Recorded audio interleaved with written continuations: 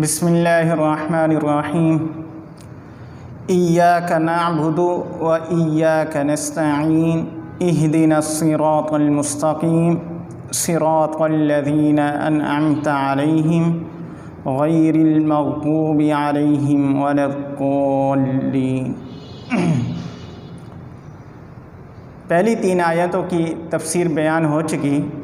الحمدللہ رب العالمین الرحمن الرحیم مالک یوم الدین۔ آج ہم چوتھی آیت کی تفسیر بیان کریں گے۔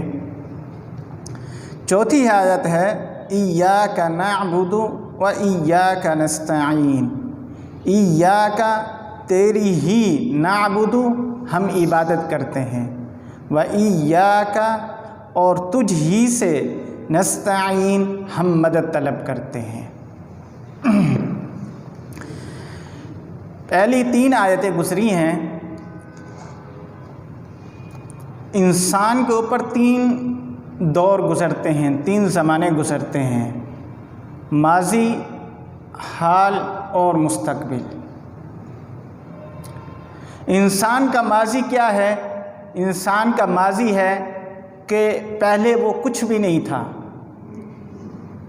لا شے تھا، کچھ بھی نہیں تھا، پھر اللہ تعالیٰ نے اسے پیدا کیا، اسے وجود بخشا۔ یہ انسان کا ماضی ہے۔ اور انسان کا حال کیا ہے؟ انسان کا حال یہ ہے کہ انسان کما رہا ہے، رہ رہا ہے، کھا رہا ہے، پی رہا ہے، لوگوں کے ساتھ تعلقات استوار کر رہا ہے، کاروبار کر رہا ہے، اپنی زندگی گزار رہا ہے۔ یہ انسان کا حال ہے۔ اور انسان کا مستقبل کیا ہے؟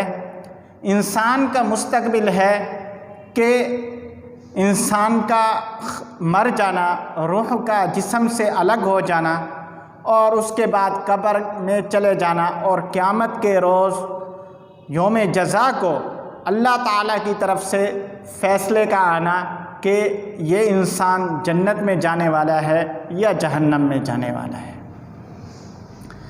تو انسان پر یہ 3 زمانے گزرتے ہیں۔ اللہ تعالیٰ فرما رہے ہیں کہ انسان ان تینوں زمانوں میں اللہ کا محتاج ہے۔ کیا پہلی آیت میں کہا کہ الحمدللہ رب العالمین، کہ رب العالمین، رب کی تفسیر میں بتایا گیا تھا کہ رب اسے کہتے ہیں کہ جس چیز کے انسان کا وجود نہ ہو اور اسے وجود بخشے عدم سے، یعنی کہ نہ ہونے سے ہونے میں لے کے آئے، اسے رب کہتے ہیں۔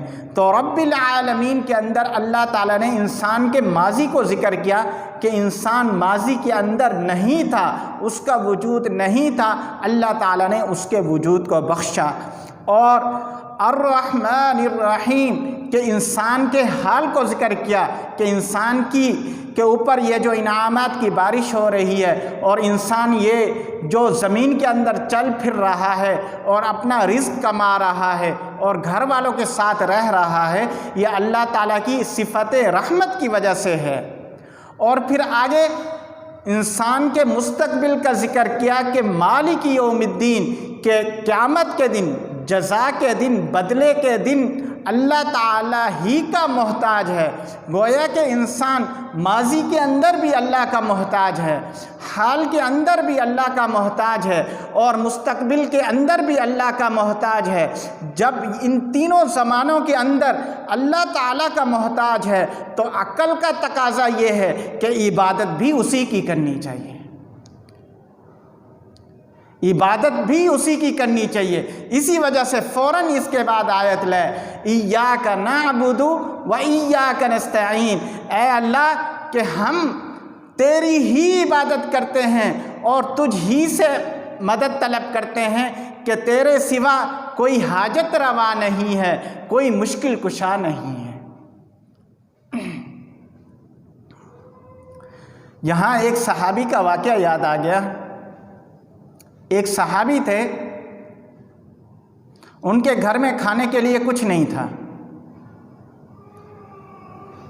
انہوں نے سوچا کہ اللہ سے مانگتا ہوں کہ حاجت روا وہی ہے مسجد میں تشریف لائے، وضو کیا اور 2 رکعت صلاۃ الحاجت پڑھی اور اللہ تعالیٰ سے دعا مانگی۔ دعا مانگنے کے بعد گھر تشریف لے گئے اور اہلیہ سے پوچھا کہ کچھ آیا اللہ تعالیٰ کی طرف سے؟ تو اہلیہ نے کہا کہ نہیں۔ تو دل میں سوچا کہ ہو سکتا ہے کہ میرے مانگنے میں کمی رہ گئی ہو۔ دوبارہ تشریف لے گئے مسجد کے اندر اور وضو کیا دوبارہ، اور دوبارہ صلاۃ الحاجت پڑھی اور اللہ تعالیٰ سے مانگا۔ گھر تشریف لائے اور اہلیہ سے پوچھا کہ کیا کچھ ہے، اللہ تعالیٰ کی طرف سے کچھ آیا ہے؟ تو اہلیہ نے کہا کہ کچھ نہیں آیا۔ پھر دل میں سوچا کہ یقیناً میرے عمل میں کمی رہ گئی ہوگی کہ جس کی وجہ سے اللہ تعالیٰ نے میری دعا قبول نہیں کی۔ دوبارہ تشریف لے گئے مسجد میں اور جا کر دوبارہ وضو کیا، اور وضو کرنے کے بعد دوبارہ صلاۃ الحاجت پڑھی، اور جب صلاۃ الحاجت پڑھ کر گھر تشریف لائے تو دیکھا گھر کے اندر جو چکی تھی وہاں سے آٹا نکل رہا تھا۔ تو اہلیہ سے کہا کہ جتنے برتن ہیں وہ سب کے سب بھر لو۔ اہلیہ نے گھر کے اندر جتنے برتن تھے وہ تمام کے تمام آٹے سے بھر لیے۔ پھر اس صحابی کے دل میں خیال آیا کہ دیکھو تو صحیح چکی کے اندر آٹا آ کہاں سے رہا ہے۔ تو انہوں نے چکی کو اٹھایا تو اندر صرف ایک دانہ تھا، اس ایک گندم کے دانے سے آٹا نکل رہا تھا۔ اللہ اکبر! کہ صحابہ کرام کا ایمان بن گیا تھا، ان کا یقین بن گیا تھا کہ ہم اللہ تعالیٰ سے مانگیں گے تو اللہ تعالیٰ یقیناً ہمیں دیں گے۔ ہمارے مانگنے میں کمی ہو سکتی ہے، ہمارے مانگنے کے انداز میں کمی ہو سکتی ہے، ہمارے اخلاص میں کمی ہو سکتی ہے، ہمارے ایمان میں کمی ہو سکتی ہے، لیکن اللہ تعالیٰ کے دینے میں کمی نہیں ہو سکتی۔ آج بھی اللہ تعالیٰ وہی ہے جو صحابہ کرام رضوان اللہ علیہم اجمعین کے زمانے میں تھا۔ آج بھی اگر ہم پورے یقین کے ساتھ، پورے ایمان کے ساتھ، پورے اخلاص کے ساتھ اللہ تعالیٰ سے اپنی حاجت طلب کریں تو اللہ تعالیٰ ضرور بالضرور دیں گے۔